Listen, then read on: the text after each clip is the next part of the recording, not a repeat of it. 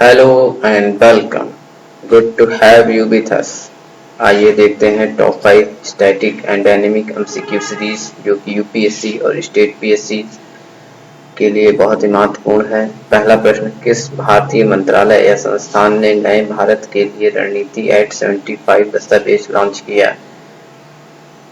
Which Indian ministry or institution has launched the document Strategy for New India at 75? Option A वित्त मंत्रालय, option B गृह मंत्रालय, option C NITI Aayog, option D उद्योग और आंतरिक व्यापार संवर्धन विभाग और डीपीआईआईटी।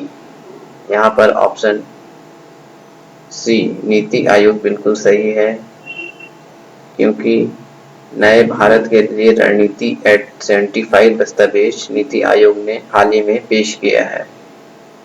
बढ़ते हैं अपने अगले प्रश्न की ओर। फूका जलप्रपात और हम्बोल्ट जलप्रपात किस देश में स्थित है? Option A New Zealand, option B Kenya, option C Peru, option D Mexico. और इसका सही विकल्प है ऑप्शन ए। फूका और हम्बोल्ट जलप्रपात न्यूजीलैंड में स्थित है, जो कि एक टूरिस्ट स्पॉट्स है। बढ़ते हैं अपने अगले प्रश्न की ओर।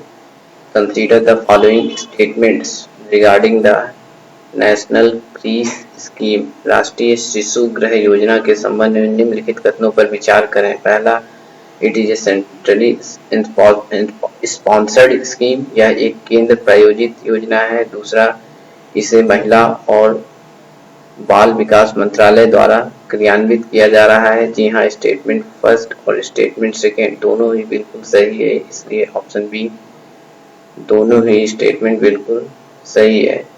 नेशनल क्रीज स्कीम के बारे में, जो कि एक सेंट्रली स्पॉन्सर्ड स्कीम है और ministry of women and child development nodal agency है इम्प्लीमेंट करने के लिए। बढ़ते हैं अपने अगले प्रश्न की ओर।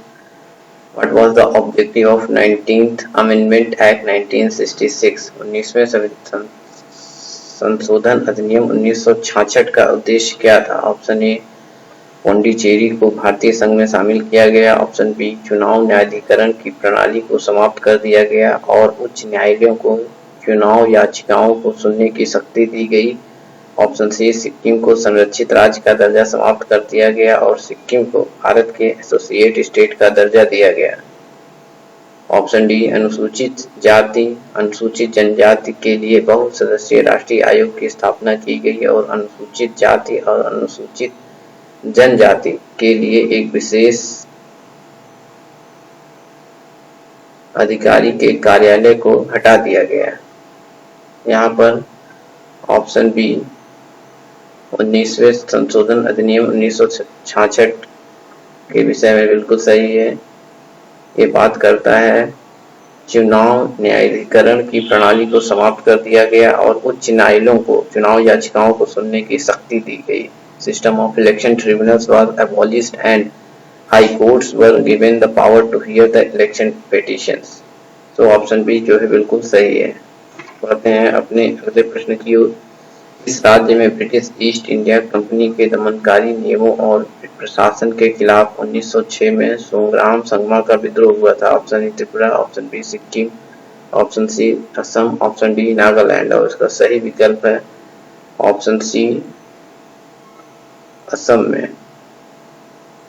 संग्राम संगमा का विद्रोह 1906 में असम में हुआ था। Thanks to all viewers and subscriber of last mile approach YouTube Hindi channel. Please like, share, subscribe and support our initiative.